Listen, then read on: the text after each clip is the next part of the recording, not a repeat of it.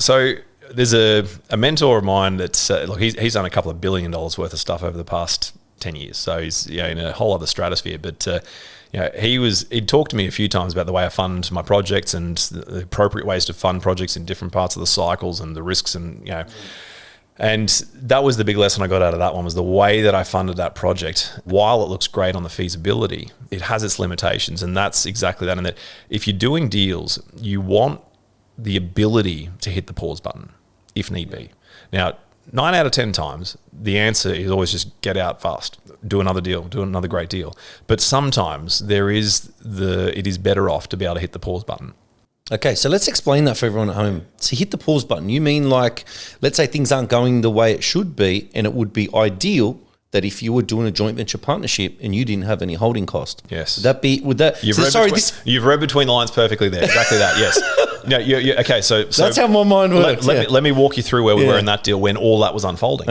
Okay, so we had secured the deal and land prices were going up and it was looking great. Now, I'm a huge advocate for always having very healthy margins. Yes. And if we get through all of this on this deal, you'll understand why too. So we started really strong. So that's a really important part. Golden rule of real estate and development is everything takes longer and costs more. So we started strong. Then land prices took off.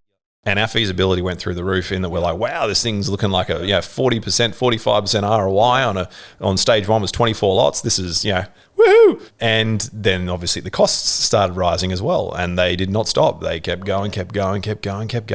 And that feasibility ROI started looking less and less attractive. And it started going into, you couldn't really put a pin in it at the time because everything was moving, but it certainly was a bit scary for a while. And then around that time where we had DA approval, we had operation works approval. Mm-hmm. So now you're at a point where you're like, okay, we're about to enter the phase where we take on the most amount of debt. Yeah. We're about to start construction. How confident are we on the exit? Yeah. Do we want to go to max debt right now? Yeah. Or do we want to allow a few months to pass? And so if you're funded in a way where you have the flexibility to make that choice, it's a very powerful place to be, because sometimes that's the best decision to make. Yeah. Not always, but sometimes that is the best decision to make. Yeah. Now, in that case there, we still exited well on this. We still made a good ROI and all the rest of it. But you could also argue that had we hit the pause button for, say 3 months or 6 months, it would have been a Hail Mary. Yeah. Because I can tell you the stuff that I sold in October last year versus what I've sold in August this year, we've sold for 25% more. Yeah. Yeah, that's and our civil costs wouldn't have gone up anymore. So that would have been pure profit. Yeah. That would have just been a huge wave. Now, again, hindsight's a wonderful thing, but the point being is the way I had funded it, I'd funded a lot of it on coupon rate. So coupon rate being a fixed interest rate to investors. I do a lot of work with investors, and I love making money for my investors. Yeah. But at the same time, it's like, all right, well, the way I did it on that one, at that point where there was the decision, do we push forward or do we pause? When you've got that coupon rate, you've got this wave of interest costs chasing you. Yeah. So then it becomes a battle of, okay, well, how much do land prices need to improve to counteract the additional interest costs we're going to have by waiting that amount of time? Yeah. Whereas, like you said, if I would have joint ventured that one, which incidentally I've joint ventured stage 2, if I joint ventured it, we wouldn't have had that wave of holding costs chasing us. Yeah. So we could have made a much more, pragmatic decision at the time going, do we or don't we? Yeah. Now, I'm not saying that we definitely would have hit the pause button, but having the ability to, and if you look at times like the GFC where developers have gone under and those sorts of things, there's a lot of developers that went under after the GFC that had perfectly good deals, but they were funded in a way that they didn't have the ability to hit the pause button. They were exposed. Yeah, and some lenders just went, we don't like it anymore, we want our money back. So there's a lot of lessons that came through that period, and that's a lot of the mentors I have came through that period, and that's why they're my mentors, is because they've been through the worst of it and that stuff, and they survived it. So there's all that wisdom that comes from that.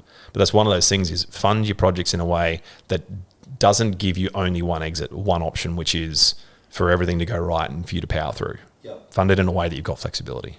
Yep, this is interesting. So the couple of things I've picked up here is it's not all about the FISO and how that looks. There's so much more that can happen externally that can affect your deal, and you don't know how to actually implement the little strategies or whatever it may be to ensure that you have outs. you need to give yourself the space for it. You got to go into it knowing that there are the uncontrollables, knowing. And you don't know these. And then my second point was, I was going to say to you, everyone I speak to who's incredibly successful uses the M word, mentor. I spoke to my mentor. So look, we're not reinventing the wheel here. We're not reinventing the wheel, but we are learning. The best way to learn is from other people's mistakes. Humans don't do that. We like to make our own. And you know what? I'm guilty of that. I'm very guilty of that. Absolutely. But, you know, some of the most successful people will refer to their mentor. I have a mentor. They've shown me how to do this. They've shown me how to avoid that. You know, and hearing you talk about your students and how they bring deals to you and you show them, you point out the flaws or the issues with it immediately. It's the same with when people question my fee and they're like, oh, you charge this much. Oh, no. It's like, well, that's cool as well, you know. So people just don't generally they don't appreciate it. They'd rather make the mistake themselves. But successful people tend to, you know, have mentors and they've learned. So, mate, I have to admit, I was the same, and it wasn't until I got that first deal under contract, and I was just packing my DAX because I'm sitting there going, like, I'd done a $5,000 course. I'd done probably a few of those actually, but then I'm sitting here with this deal, and I'm like, oh, okay, now what? Do I raise it? Okay, well, there's a $150,000 decision. Do I shift it back and raise it and renovate it? Oh, there's probably a couple $100,000 decision. Oh, do I demolish it? Like, here I am all of a sudden trying to make these decisions, which are worth hundreds of thousands of dollars. Yeah.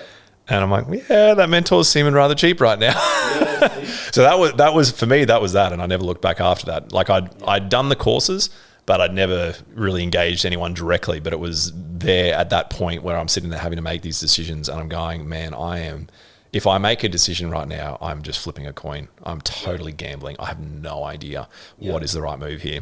And that's exactly how that conversation went. I flew down to Melbourne to meet this guy that I'd been watching for a while, and I sort of caught him at the end of the event. I'm like, I will sign up for your course right now if you agree to workshop this deal with me this week for half an hour. And he's like, done.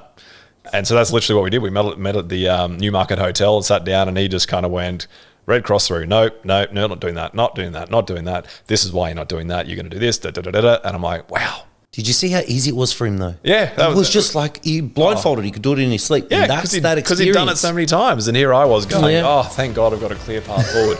And it's just like now I have a recipe. I love recipes. Now I have a recipe to follow. Exactly. So that was, that was the aha moment for me.